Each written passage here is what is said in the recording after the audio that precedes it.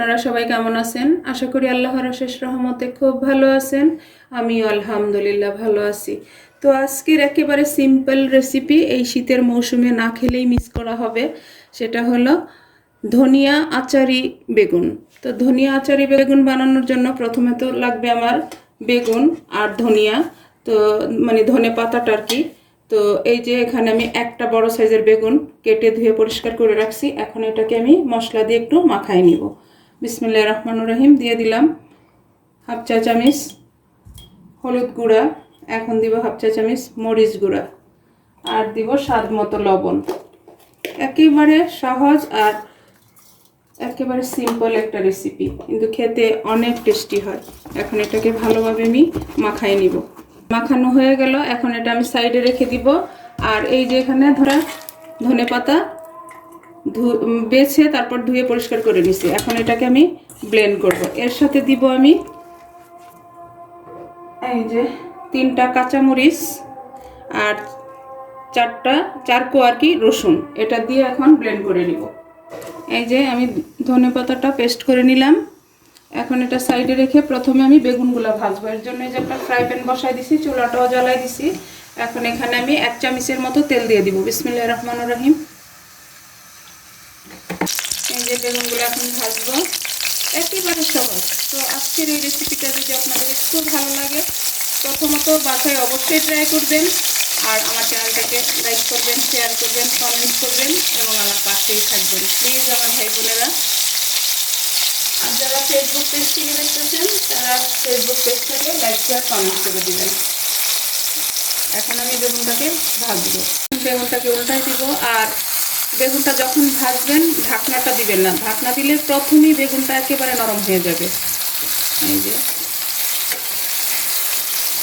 দেখেন বেগুনটা এরকম ভাজবো আমরা, বেশি একটা ভাজবো না, যেহেতু এটা আমি আচারি বেগুন করব।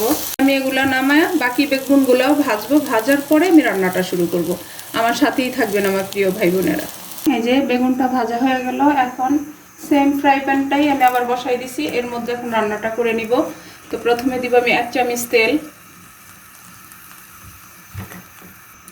এখন দিয়ে দিব আমি 2টা শুকনো মরিচ। শুকনো মরিচটা একটু ভাজবো। দিব আমি 2টা পেঁয়াজ কুচি আর 5টা কাঁচামরিচ চেরা। এই চেরা কাঁচামরিচ আর পেঁয়াজ কুচিটা একটু ভালোভাবে ভাজবো। পেঁয়াজটা একটু লাল করে ভাজা হয়ে গেল। এখন এই পর্যায়ে আমি বাকি সব মশলাগুলি দিয়ে দেব। প্রথমে দিব আমি স্বাদ মতো লবণ, হাফ চামচ দিব আদা রসুন পেস্ট, হাফ চামচ দিব হলুদ গুঁড়া, হাফ চামচ দিব মরিচ গুঁড়া। ঝাল যে যতটুকু খান অতটুকু দিয়ে নেবেন। এই যে আর হাফ চামচ দিব ধনে গুঁড়া। 1 চামচ দিব আমি পাপরিকা পাউডার। এই পাপরিকা পাউডারটা দেওয়ার কারণ হলো শুধু কালারটার জন্য, আর কিছুই না। এটা ঝালও আসবে না, কিছুই আসবে না। এখন আমি মশলাটাকে একটু কষাই নেব। এর জন্য সামান্য একটু পানি দিয়ে দিব। আর এই শীতের মৌসুমের বেগুন ভাজা বা বেগুনের যে কোনো রেসিপির মধ্যে সবচেয়ে বেস্ট অফ দ্য ওয়ান এই রেসিপিটা। তো প্লিজ আমার ভাই বোনেরা আপনারা অবশ্যই বাসায় ট্রাই করবেন। দেখেন পাপরিকা পাউডারটা দেওয়াতে কত সুন্দর একটা কালার চলে আসছে। এই যে মশলাটা কষানো হয়ে গেল, এখন আমি এই যে ধনিয়াটা পেস্ট করে রাখছি সেটা দিয়ে দিব। দিয়ে এই ধনিয়া বাটার যে ব্লেন্ডারের মধ্যে একটু পানি দিয়ে এটাকেও এইভাবে একটু দিয়ে দিব। এখন এটাকেও আমি ভালোভাবে একটু কষাই নিব।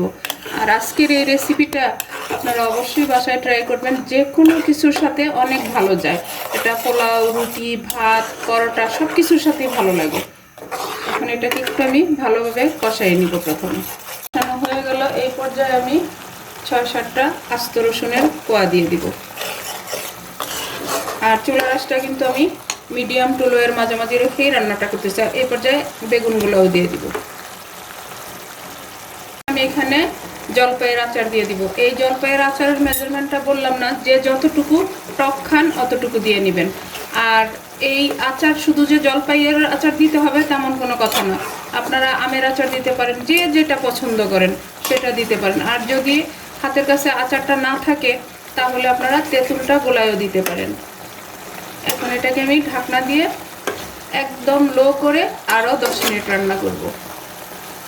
চুলাটা লো করে 10 মিনিট রান্না করে নিলাম।